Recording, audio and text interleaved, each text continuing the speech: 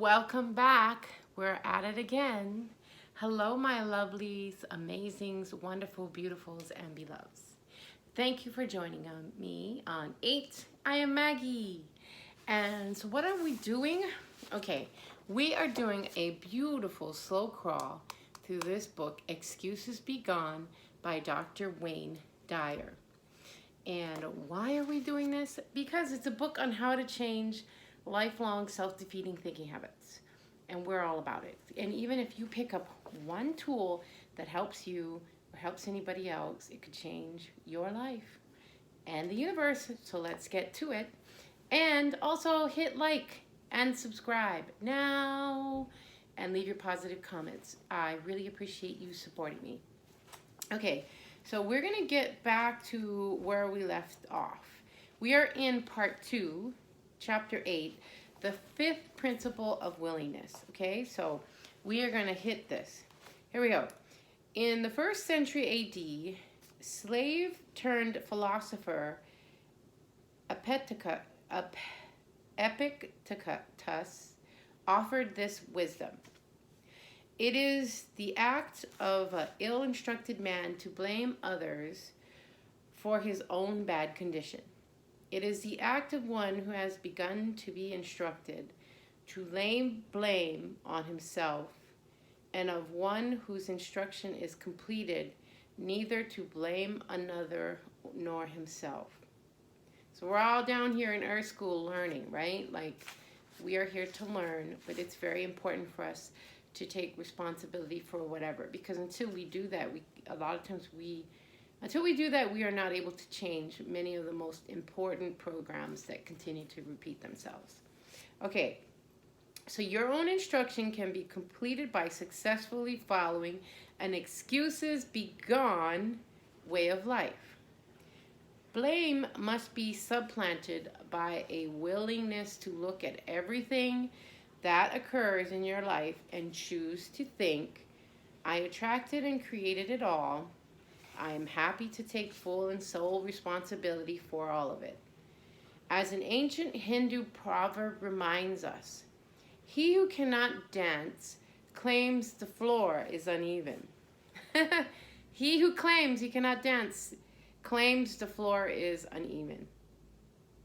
If you can't dance, that's your choice.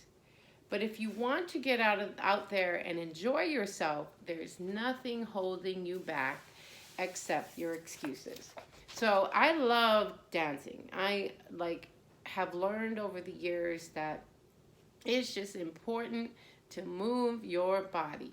And sometimes people are just afraid to dance because other people make them feel that you have to dance in a certain style, in a certain way, and No, I just encourage you to turn up that radio or turn up that TV or whatever you have and just dance and let your body move and groove to the way that your spirit wants to express itself. Okay, so that was the ending of the first part of willingness. So am I willing to take responsibility for all of the conditions of my life? So that was the last part. All right, now we're going into 2, because he is talking about the 4 questions that will reinforce your willingness thoughts. So we're on 2. 2, am I willing to surrender? Ridding yourself of excuses involves receptivity to turning yourself over to something greater than your own little ego, because there's something great out there. It created everything. In order to live the life that's waiting to materialize for you, you simply must be willing to let go of the one you may have been planning for years. Yes, I am in the process of this. This is so true. In order to live the life that is waiting to materialize for you, you simply must be willing to let go of the one you may have been planning for years.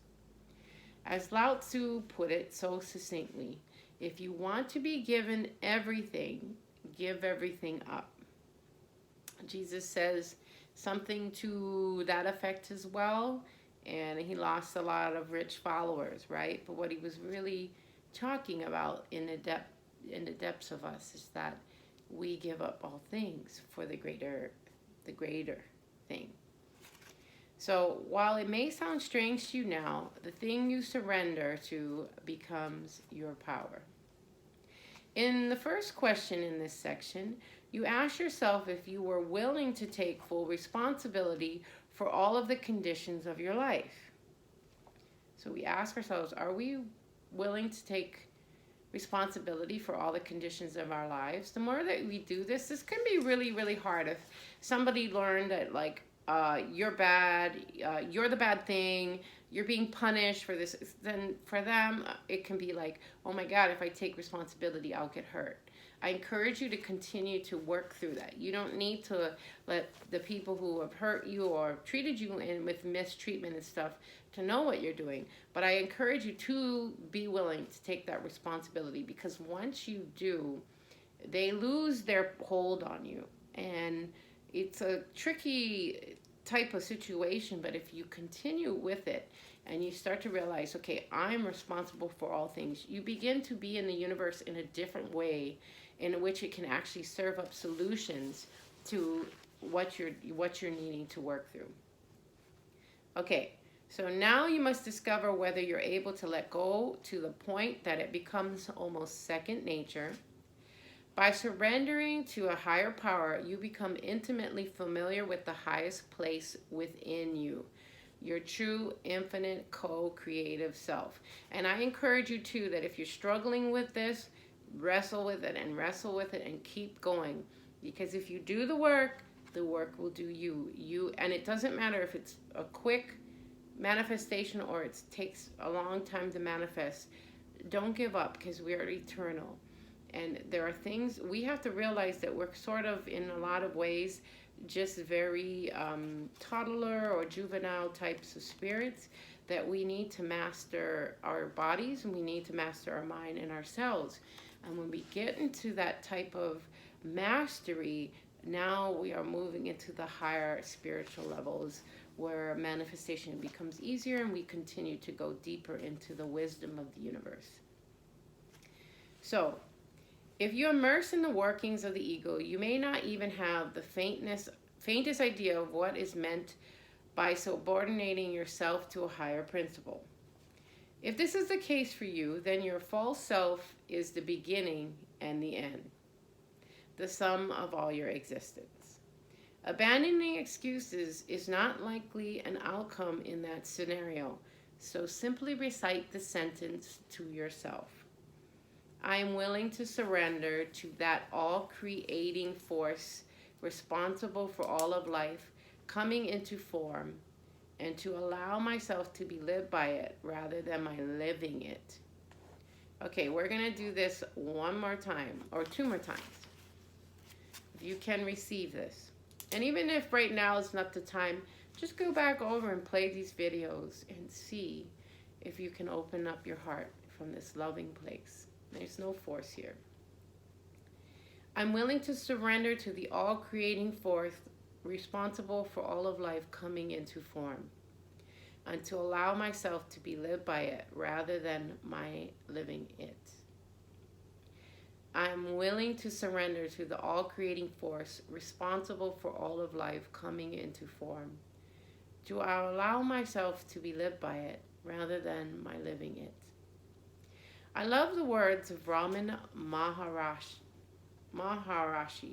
who sees this subject as applying not to some external higher being, but rather to the hardest part of yourself. Surrender is giving oneself up to the original cause of being. Do not delude yourself by imagining this source to be some God outside of you. Yes, one source is within oneself. God yourself up, give yourself up to it. I love that, because when we begin praying to a God outside of us, we separate ourselves from the Creator. The Creator lives within us. The Spirit of God is in us. And when we begin to realize that we are a fractal of God, and we begin to realize that we have that type of effect on ourselves and outside of ourselves, it changes the way we begin to interact with ourselves in the world. You would not treat God within you badly. You would not say many of the things you say to yourself to the God within you. When you begin to have, and also you would not treat others in a certain way when you realize that you are a fractal of God. You are God, and you are God in action in this universe. So surrendering is giving oneself to the original cause of one's being. So Neville Goddard talks about this too, talking about that we are the first cause. When things come up in our life, we are the first cause. But many people are constantly blaming others. My life is like this because you did this, versus seeing the first cause, which is within ourselves. And, you know, guys, if you've had like trauma, abuse, and you've had, you know, tricky backgrounds, this can get very difficult to see this beauty in yourself, see the God in yourself. But I encourage you to continue, because if you do the work will do you. God is in you.